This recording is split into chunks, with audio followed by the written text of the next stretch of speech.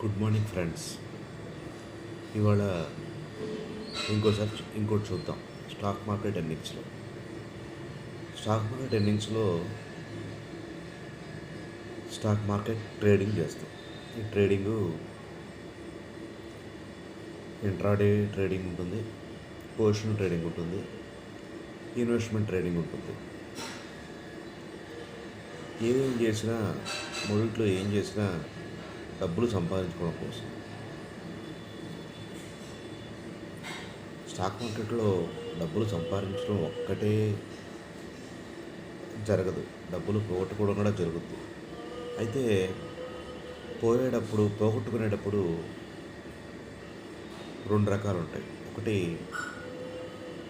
మనం wrong entry తీసుకోవడం, లేదా మనం కరెక్ట్ ఎంట్రీ తీసుకున్న కొన్ని అనూహ్య పరిస్థితుల వల్ల ఆ పొజిషన్ రివర్స్ అవడం. అప్పుడు స్టాప్ లాస్ మెయింటైన్ చేసుకోవాలి. అంటే లాస్ ఇంతవరకు అయితే నేను తీసుకోగలుగుతాను అనడమే స్టాప్ లాస్. అది ఆప్షన్ ట్రేడింగ్, అంటే ఆప్షన్ బయ్యింగే నేను చేసేది అదే. ఆప్షన్ బయ్యింగే చేస్తాను. ఆప్షన్ సిఈ కానీ పిఈ కానీ బులిష్గా ఉంటుంది అనిపిస్తే మార్కెట్ సిఈ బై చేస్తాం.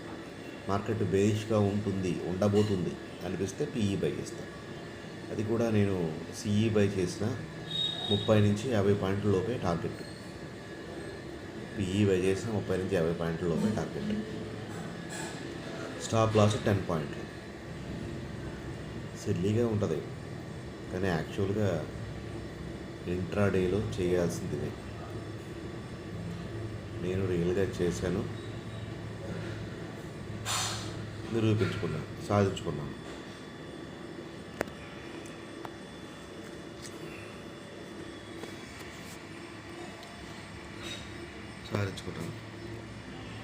సో ఇదంతా జరగాలంటే స్టాక్ మార్కెట్లో ప్రైస్ యాక్షన్ తెలియాలి మనకి. అదేంటి ప్రైస్ యాక్షన్ అని చెబుతున్నావు, పిఈ రేషియో అని, క్యాపిటలైజేషన్ అని, ఇవన్నీ ఉంటాయి కదా అని. యాక్చువల్గా మనకి చాలా ఎక్కువ నాలెడ్జ్ గ్యాదర్ చేయడం అలవాటైపోయింది. అంటే ఏదైనా ఒక పని చేసేటప్పుడు ఆ పని మనకి ఎక్కడి నుంచి వస్తుంది, ఆ పని చేయడం వల్ల మనం ఎంత లాభం ఆశిస్తున్నాం, ఒకవేళ ఆ పనిలో నష్టం వస్తుంది, ఒకవేళ కాదు, ఎంతవరకు నష్టం తీసుకోగలుగుతాం, ఆ నష్టం ఏ ఫామ్లో, డబ్బులు లాస్లోనా, టైం పరంగాన అనే విషయాలు తెలుసుకోవాలి దేనికైనా. అది మానేసి బోడిగుండికి మోకాలికి మెలగ వేసినట్లు బోడిగుండికి మోకాలికి మెలగంట ఆ సామెతలాగా తయారైంది. ఇంకా ఆ సామెతలోనే చాలా అర్థం ఉంది. బోడిగుండు మోకాలు, బోడిగుండు మోకాలు సామెత అంటే బోడిగుండు వచ్చేది జనరల్గా మగాళ్ళకే, జుట్టు పీకేది ఎవరో కూడా అందరికీ తెలుసు మగాళ్ళకి. ఇక మోకాళ్ళు అంటే మోకాళ్ళు ఎవరయ్యాలో కూడా మీకు ఇప్పుడు అర్థమై ఉంటుంది. ఇంకా ఆ సామెతలోనే అర్థం ఉంది, కానీ మనం చేసే పనిలో అర్థం ఉండదు. ఎందుకంటే Bombay stock exchange, NSC stock exchange, national stock exchange NSC, Bombay stock exchange BSC, national stock exchange NSC అని 2 ఉన్నాయి ఇండియాలో. వాటికి పర్మిషన్ ఇచ్చింది సెంట్రల్ గవర్నమెంట్, వాటిని మానిటరైజ్ చేస్తుంది ఆర్బీఐ గవర్నమెంట్. అంటే వాళ్ళు కొన్ని రూల్స్ పెట్టిన తర్వాతే కంపెనీస్ లిస్టింగ్ ఇచ్చుంటారు. కాబట్టి వాటి డెప్త్ కోసం మనం ఆలోచించాల్సిన పని లేదు. అదే అనవసరమైన నాలెడ్జ్. కొంతమంది వ్యూస్ రావడం కోసం, దానికోసం దీనికోసం చెబుతుంటారు. అలానే బ్లైండ్గా వెళ్ళాల్సిన పని లేదు దీంట్లో. బ్లైండ్గా వెళ్ళడం అంటే మనం ఎక్కడో రోడ్డు మీద ఏర్లు అమ్ముకునే వాడి దగ్గరికి వెళ్ళి ఏర్లు కొనట్ల. అట్లా కూడా కొంతమందిలో న్యాయం ఉంటుంది అమ్మేవాళ్ళు కూడా. బీఎస్సీ ఎన్ఎస్సీలో లిస్టెడ్ కంపెనీస్, అది ఈక్విటీ షేర్లు అయినా, ఈక్విటీ అయినా, కమోడిటీ అయినా, ఫారెక్స్ అయినా, మెటల్స్ అయినా, ఏవైనా. సో ఇంకో విషయం, స్టాక్ మార్కెట్లో ఎన్ఎస్సిలో కానీ బీఎస్సీలో లిస్ట్ అయిన కంపెనీలు మాత్రమే ఉంటాయి. వాటి షేర్ల మీద మనం ట్రేడింగ్ చేస్తాం. ఇప్పుడు ఇంకోటి ఆలోచిద్దాం, స్టాక్ మార్కెట్లో లిస్ట్ అయిన కంపెనీలు ట్రేడింగ్, కంపెనీల షేర్ల మీద మనం ట్రేడింగ్ చేస్తాం. కొంతమంది ఈక్విటీ అయితే బెటర్ అంటారు, కొంతమంది కమ్యూనిటీస్ అయితే బెటర్ అంటారు, కొంతమంది ఫారెక్స్ జోలికి వెళ్ళొద్దు, కొంతమంది ఆప్షన్ జోలికి వెళ్ళొద్దు, అందులో ఆప్షన్ జోలికి వెళ్ళిన బయింగ్ సెల్లింగ్, ఆప్షన్ సెల్లింగే బెటర్ అంటారని. ఇది వాళ్ళు క్రియేట్ చేసుకున్న కంఫర్ట్, వాళ్ళు క్రియేట్ చేసుకున్న కంఫర్ట్ కూడా కాదు, వాళ్ళు క్రియేట్ చేసుకున్న ఐడియాలజీని సపోర్ట్ చేసుకునే మాటలు. ఎందుకంటే రిస్క్ ప్రతి దాంట్లో ఉంటుంది. రిస్క్ లేకపోతే అమౌంట్ ఎప్పటికీ రాదు, రిస్క్ లేకపోతే మనం టైం ఇన్వెస్ట్ చేయడం కూడా వేస్ట్.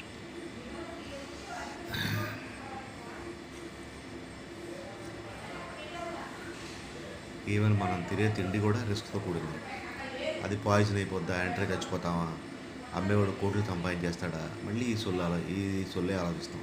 ఇది కాదు, మనం తినే తిండి మన బాడీకి ఎంతవరకు అవసరం, మనం కక్కుర్తిగా 4 రుచి తినేస్తున్నామా, టైంకి తింటున్నామా, ఇవే రిస్కీ ఫ్యాక్టర్స్. అలా చేయకపోతే బాడీకి అదే పాయిజన్ అవుతుంది, స్లో పాయిజన్ విధానంగా. సో ఆ థింకింగ్ అంతా మానేద్దాం. అట్లా అంతా స్టాక్ మార్కెట్లో ఈక్విటీ చేసిన, ఆప్షన్స్ చేసిన, కమోడిటీ చేసిన, ఫారెక్స్ చేసిన, తెలుసుకోవాల్సింది, నేను తెలుసుకుంది ప్రైజ్ యాక్షన్ థియరీ అంతే. దీంట్లో ఫిబొనాచి రిట్రేస్మెంట్ లెవెల్స్ అని, స్మార్ట్ మనీ కాన్సెప్ట్స్ అని, బ్రేక్అవుట్ స్ట్రక్చర్స్, తర్వాత ఇండ్యూస్మెంట్స్, తర్వాత అవేంటి బ్లాక్ ఆర్డరు, ఇవన్నీ ఫేకే. వీటిల్లో 10% కూడా రిజల్ట్ రాదు. ఇప్పుడు ఎవరో చెప్పారు ఆప్షను ఏదైనా ఎక్స్పైరీ అప్పుడు దాన్ని సేల్ చేస్తే బాగా పెట్టిన క్యాపిటల్కి 3 times వస్తుంది, 5 times వస్తుంది, 10 times వస్తుంది. ఇవన్నీ కూడా ఫేకే. వాళ్ళ వ్యూస్ పెంచుకోవడం కోసం వాళ్ళు అలా చెప్పుకుంటారు. వాళ్ళందరూ సెబీ రిజిస్టర్డ్ వాళ్ళు కూడా కాదు, చాలామంది కామర్స్ బ్యాక్గ్రౌండ్ కూడా లేదు, కాబట్టి అవి పాటించద్దు. స్టాక్ మార్కెట్లో తెలుసుకోవాల్సింది ప్రైజ్ యాక్షన్ థియరీ. ఈ ప్రైజ్ యాక్షన్ థియరీ కంటే ముందు మనకు మనసులో ఉండాల్సింది ఒక్కటే, స్టాక్ మార్కెట్ అంటే జరిగిన దాన్ని బట్టి జరగబోయేదాన్ని ఊహించడం అంతే. ఇది ఒక రకమైన ఆస్ట్రాలజీ. ఇది వ్యష్టి కాదు, సమిష్టి. వ్యష్టి అంటే ఇండివిజువల్, సమిష్టి అంటే అంత గ్రూప్గా ఉంటుంది. సో అది కనిపెట్టడానికి దాన్నే ప్రైజ్ యాక్షన్ థియరీ అంటారు. ఆ ప్రైజ్ యాక్షన్ థియరీ తెలుసుకోవడానికి, ప్రైజ్ యాక్షన్ అనాలిసిస్ తెలుసుకోవడానికి ఐ థింక్ జపాన్ కంట్రీ వాళ్ళు, చైనా కంట్రీ వాళ్ళు అనుకుంటారు, చైనా ఆర్ జపాన్, వాళ్ళు కనిపెట్టిన క్యాండిల్ స్టిక్ అనాలిసిస్ బాగా ఉపయోగపడుతుంది.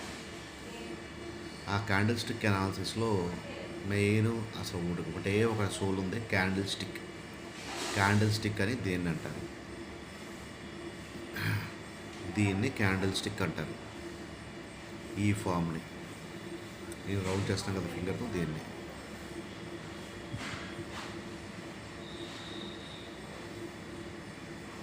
ఈ రౌండ్ చేసిన ఫామ్ని క్యాండిల్ స్టిక్. క్యాండిల్ స్టిక్లో క్యాండిల్ అంటే ఈ బాడీ, స్టిక్స్ అంటే విక్స్ అని అర్థం. ఇది ఎట్లా ఉపయోగపడుద్ది అంటే, స్టిక్స్ అంటే విక్స్ అనేవి మార్కెట్లో బయర్స్ సెల్లర్స్ యొక్క ప్యాసివ్నెస్ని చూపిస్తారు. చూపించడానికి ఆ, సిమ్ ఆ, వాడేవి. ప్యాసివ్నెస్ అంటే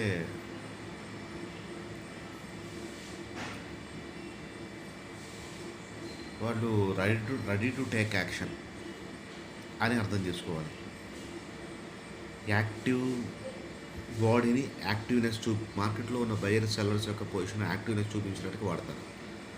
బాడీ అనేది యాక్టివ్నెస్ అంటే buyers or sellers who have already taken their action. అంటే బయర్స్ అయితే బై చేస్తున్నారు, సెల్లర్స్ అయితే సెల్ చేస్తున్నారని. సో ఇప్పుడు మనం ప్రిడిక్ట్ చేయాల్సింది ఆల్రెడీ ఇప్పుడు తీసుకున్న దాన్ని బట్టి నెక్స్ట్ ఏం చేయబోతారు అనేది, దాని మీదే మన ఎర్నింగ్ ఆధారపడి ఉంటుంది.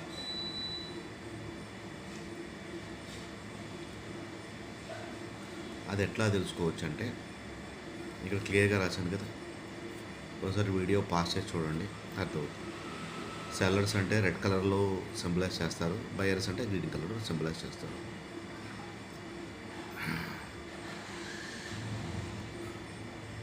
మళ్ళీ ఇంకో క్లాస్. Thank you all.